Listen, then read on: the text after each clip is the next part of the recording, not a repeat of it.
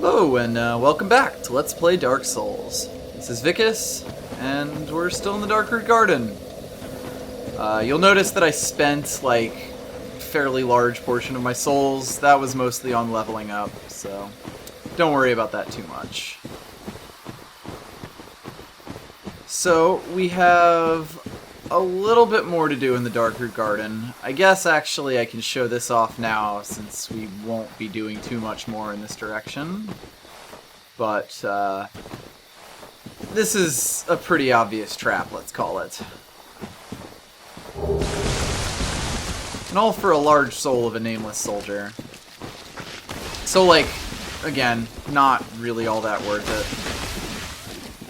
Especially because the way that these enemies work is very much like, you know, they're all just doing large attacks, one behind the other. So if these guys get into a bad set of attack patterns, it will quite literally be impossible for you to attack them. Also, watch out for that grab. Trust me when I say I'm not even going to try to show that off, because no. There we go. It's not too bad as an encounter, especially if you have a shield and you know to look out for their grab attack, but the big problem is that these guys will basically always aggro now that I've gotten that item already. So, it's just something extra to deal with that I don't care to deal with. Instead, we should look around. There's, you know, the flowers, some trees, a bigger tree that seems to have moving roots and is making noise. You okay, buddy?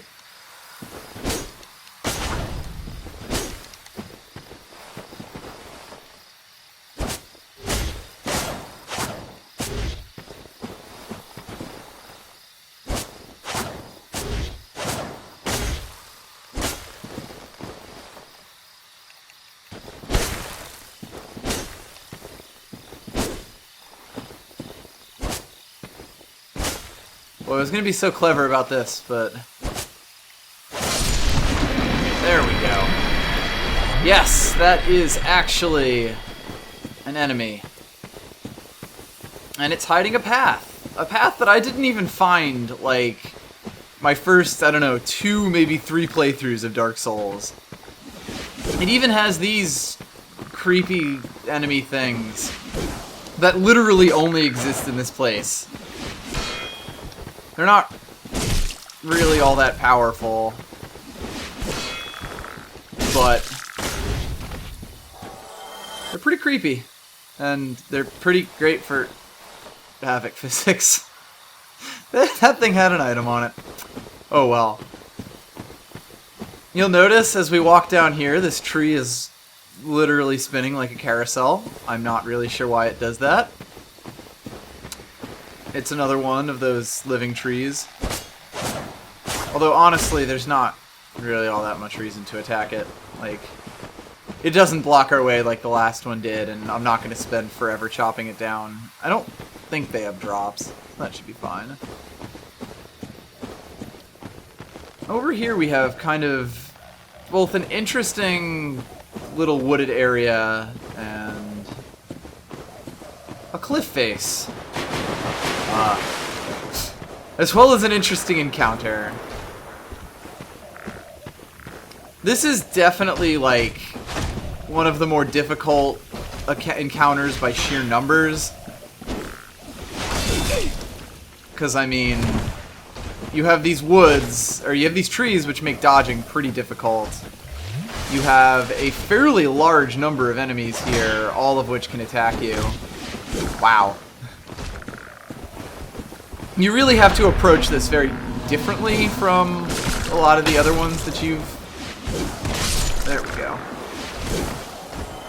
You have to approach this a lot differently from a lot of the other encounters that you've seen thus far in the game. It really does... Oh god. It really does strike me as the sort of thing that... Oh, hello. That was not intended on the main path and kind of meant to be a little bit more difficult. Which doesn't surprise me, because, I mean, most people, I have to imagine, did not find this on their first playthrough unless someone explicitly told them about it. There we go. The one good thing about the trees, especially with the big guy, is that you can very much mess with his pathing. Frankly, you're probably a lot safer taking out these little guys first, just because A, they're faster and more annoying, and B, you can kind of just use that to get at this guy, like to get away from this guy. I'm also happy that we can fight in their floppy, freaky corpses. Oh yeah, one thing that I didn't actually mention last time, the Tranquil Walk of Peace miracle that they cast. If you get their sword, which they can drop, and use, I believe it's the two-handed strong attack, you will actually cast Tranquil Walk of Peace. It costs, like, a fairly large amount of durability, but there are several weapons in the game that actually have, like, special spell or special attack casts on their heavy two-handed attack. The Drake Sword is one of them, actually.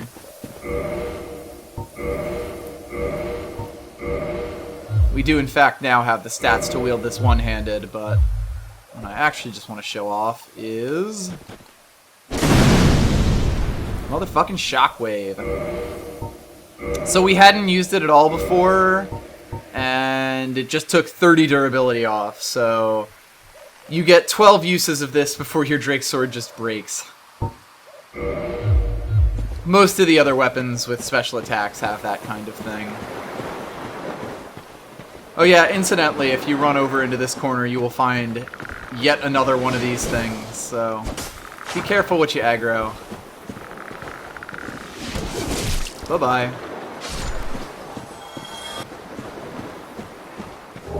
Get a Soul of a Proud Knight for our troubles.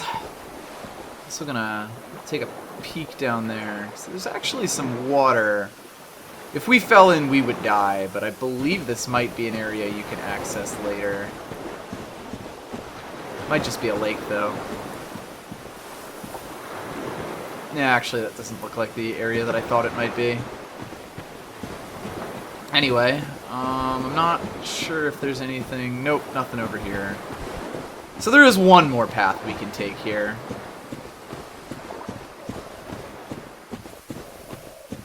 And it is this kind of cavey structure with what looks like it could have been, I don't know, a door or something beforehand.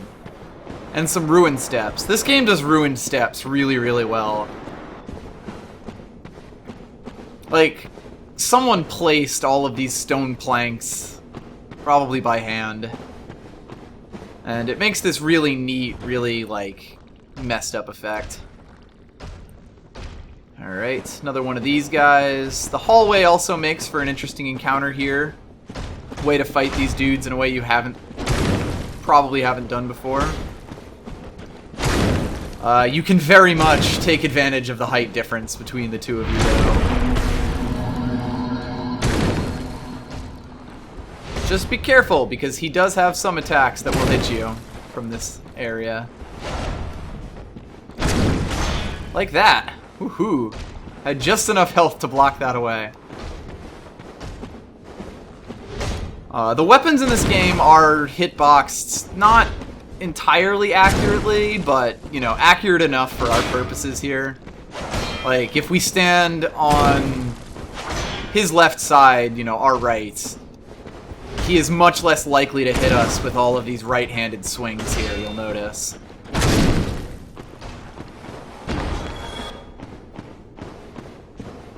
Nice, interesting combat challenge. I like it. Believe there is... Oh, nope, that's it. Good. So this is the Wolf Ring. You'll notice that this is actually the area that we saw this item on our way over to the bonfire. That little glow in the distance is the door that we need the Crest of Artorias for. So that was sort of a nice little promise to say, even if you take the main path here and defeat the boss, there's still a lot more to this area, which is good. It's nice. I like it. Let's take a look at this ring we got.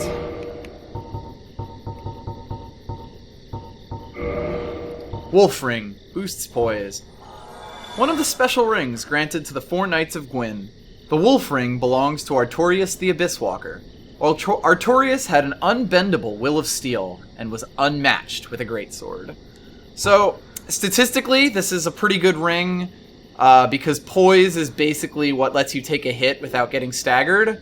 It's really useful to have this, and normally you only get this from like heavy armor that would let you, you know, withstand an attack. Believe we can check. Yeah, we get, so right now the armor we have gives us 0 poise because it's medium armor. Only really heavy stuff tends to give poise. And we get 40 poise out of the Wolf Ring. So, useful to have. I like it. Also interesting to see that, oops, the, you know, this belongs to Artorius. It establishes his connection to the wolf. It mentions the 4 Knights of Gwyn. This is the first time that you'll have heard anything about this if you come here at this point in the game. All of them have rings that tell you, like, little bits about them. And all of them are associated with animals. We will eventually be meeting all of them? All but one? I can't remember. One of that. But that's for later. Now, let's do something stupid and reckless. I'm not sure that I recommend this, but I mean, if you want to get back fast, this is the easy way. I do have to watch myself.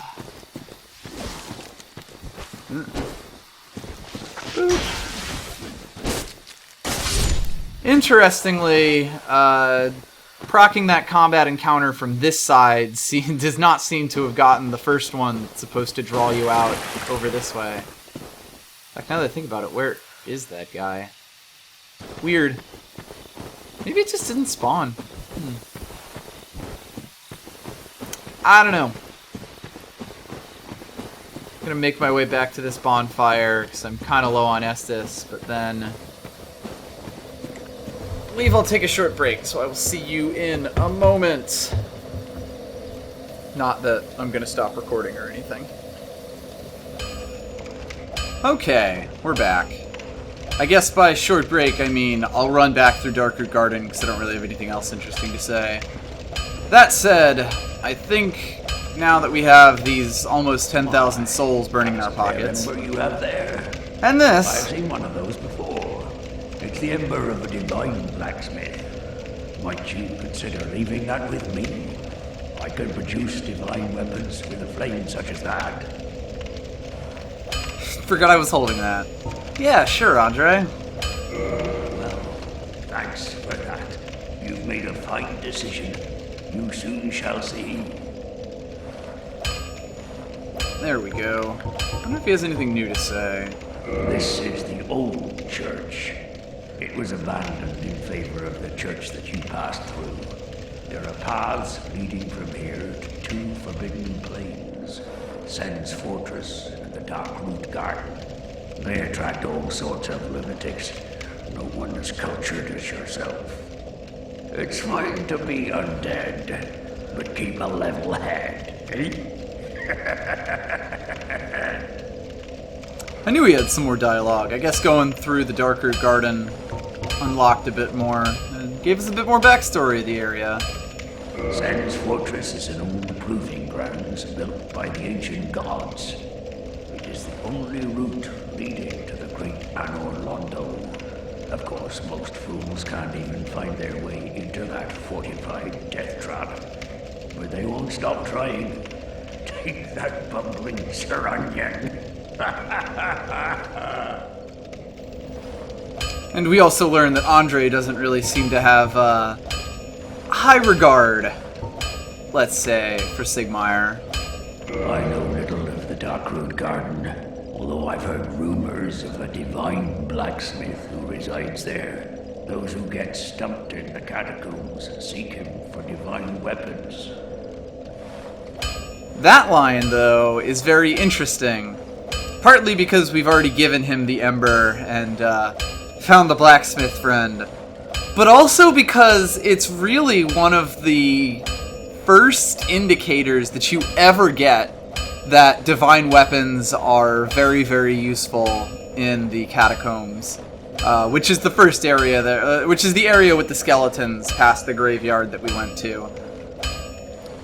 Let's just say it will be very important for us to get our hands on a divine weapon when we get the chance. Anything else? I know little. Nope. Those. So yes, we found the ultimate fate of his friend in the Darkroot Garden.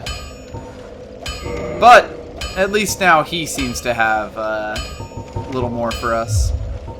So yes, I believe now, right, we can modify equipment, but only if we have a weapon at +5. This would let us get a divine buff on our weapon, and we're going to need to do that at some point, trust me. That said, for now, what we need are some Titanite shards.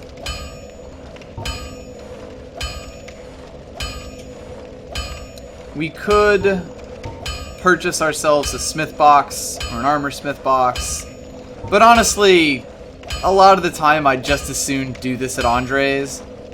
So instead, I'm just going to use this to buy a buttload of Titanite shards.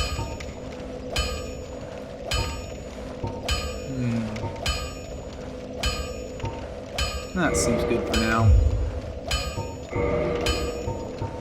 Alright, what do I want to start upgrading?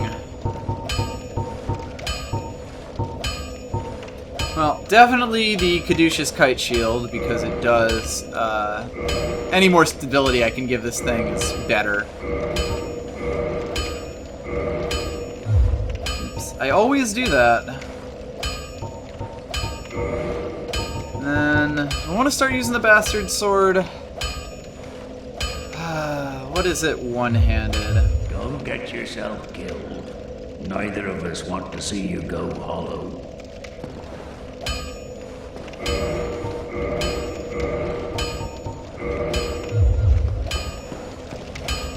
I actually really like this area down here for like a weapons testing ground. Okay, that is a horizontal swing. Yeah, I could get behind this. It's a bit slower, but greatswords are kind of more my style anyway. Hopefully this won't get us killed. Well, hello again. You seem to be doing all right. Need anything forged? Let's put a little extra into this.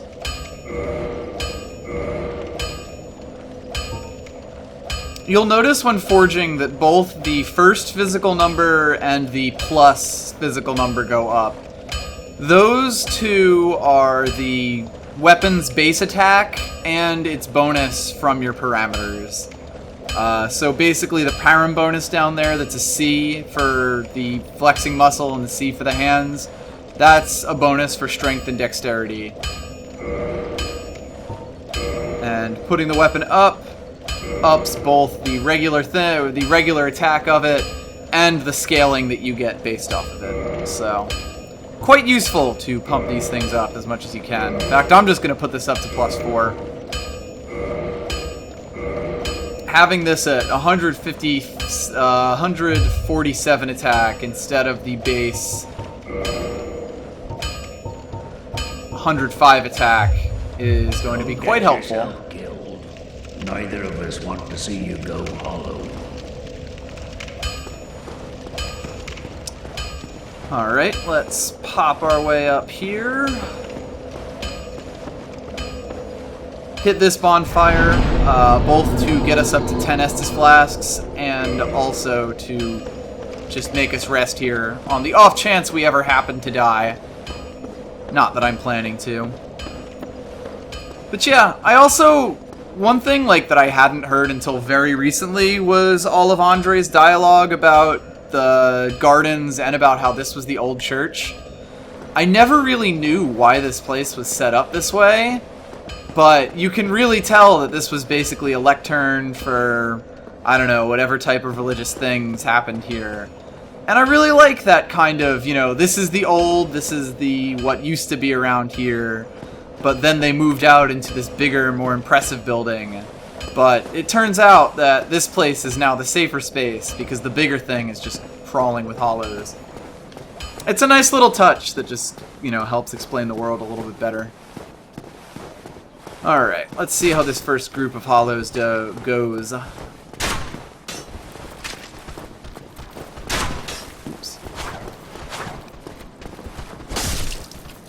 Yeah, that's the stuff.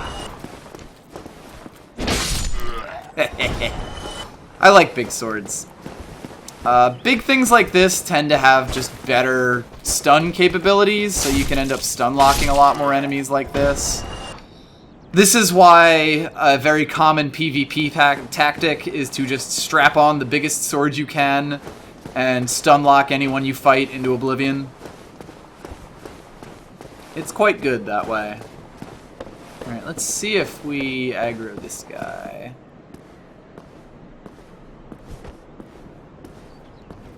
Nope. Nope. Yeah, I'm pretty okay with this bastard sword. Alright, let's take this path that we hadn't taken before. It actually leads to the other side of that portcullis that was closed on us so friggin' long ago. We even find the hollow who closed it in the first place. So let's pay him back. And rather importantly, get a basement key. So, fun fact that you might not realize at first, this basement key is required to progress in the game. Well, not in the game as a whole, but on the normal path from what we want to do after we finish out this keep over here. Let's pull this shortcut open.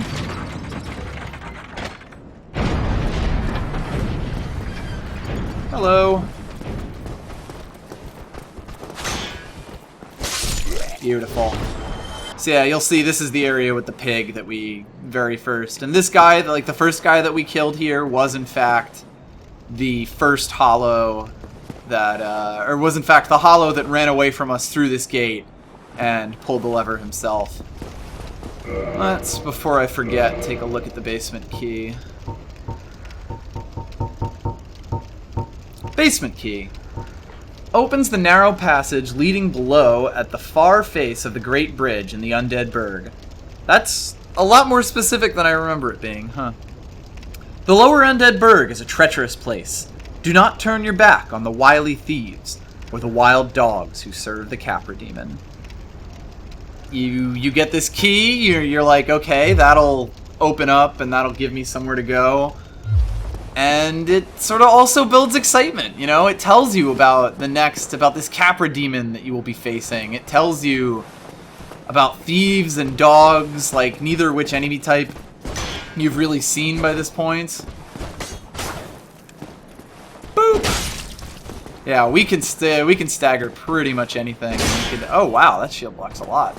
I was gonna say we can get through most people's shields, but apparently not those ones. Over here we'll also find Kuvo's favorite halberd. It's a pretty good weapon with kind of a unique attack set, but I like the sword I have now. Over this way is the church that I've sort of been avoiding this whole time. And if we take this way in, we can hopefully aggro one at a time. Nope, okay. So this is definitely a trap. I'm not even talking about that guy over there. We'll get to him. But the first guy you can easily make run out. The second guy appears to be waiting because he has a friend. Either you want to? I think I got him. Yep. Ha! Didn't even aggro the other one. Yeah, so you're kind of meant to just run into this and then suddenly end up in an unexpectedly difficult encounter. Oh no, you ain't going to the parry stance, pal.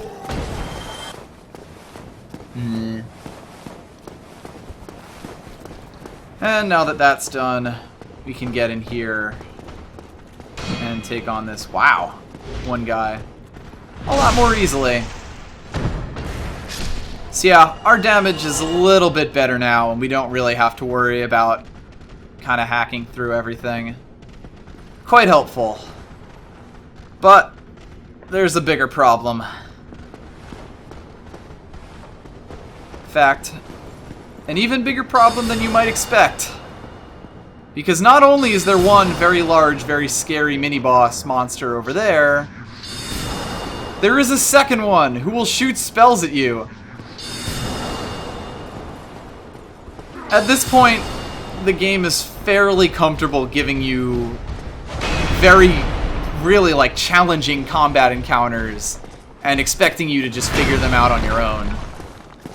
The nice thing about it, because it is still playing nice in some ways, is that neither this guy nor the mage will respawn once you kill them. So, you can lure this guy out over here, poke him down in whatever way you happen to please. Yeah, wow, you're doing so much damage with this sword now. Nice. This guy is a wall of armor. I mean, as is obvious. So you're kind of meant to just poke away at him. And then that'll leave us to deal with the Conjurer once we get the chance. Woohoo! That would have been extremely bad for us if he had not been on the edge of death there. It's also one of the first enemies that really has a varied moveset like that. In the same way that the Black Knight that we fought earlier, this is the first enemy that you're really expected to fight who has that sort of fake out, is my combo done yet kind of thing. Getting the Titanite Shard for our troubles, which is nice, I guess. But there's a better prize. If I can get to it before I get shot in the back. A Firekeeper Soul. Okay, I'm just gonna get, not quite in his way. On the off chance he decides to start taking pot shots at me. Oh, incidentally, I also got some Green Blossom, which is it was from the weird stingray monster things. They're temporarily boost stamina recovery, which can help you in like boss fights and things like that. And this uniquely bitter, biting herb is sometimes harvested in large quantities, but normally it is an annual plant found near water. Very simple, very workmanlike. I like it. But more interestingly is the Firekeeper Soul. You'll notice that they like really code the icons of these souls. So like the ones that only give you a little bit are kind of small, but as they start giving you more, they get bigger. But then the special souls are always really wacky and interesting looking. So, Firekeeper Soul. Boosts power of Estus Flask. Soul of a long-lost Firekeeper. Each Firekeeper is a corporeal manifestation of her bonfire, and a draw for her humanity which is offered to her. Her soul is gnawed by infinite humanity, and can boost the power of precious Estus Flasks. It can be used to gain humanity and restore HP, at the cost of losing the Firekeeper's soul at the cost of losing the Firekeeper's soul to reinforce the Estus Flasks. So, this'll give you 5 humanity if you use it, but trust me, don't use it.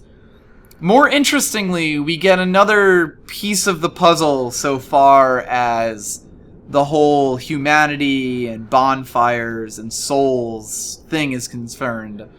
Essentially, by using this, or essentially by offering humanity to a bonfire and regaining your human form or kindling it, you get the humanity you give up is essentially kept in a Firekeeper, which is interesting. I also have the Soul of the Moonlight Butterfly, which I forgot to look at last night. Soul of the mystical moonlight butterfly, which flitters in the dark root garden. Special beings have special souls. The butterfly's soul is a creation of Seath the Scaleless, used to acquire a huge amount of souls, or create a unique weapon.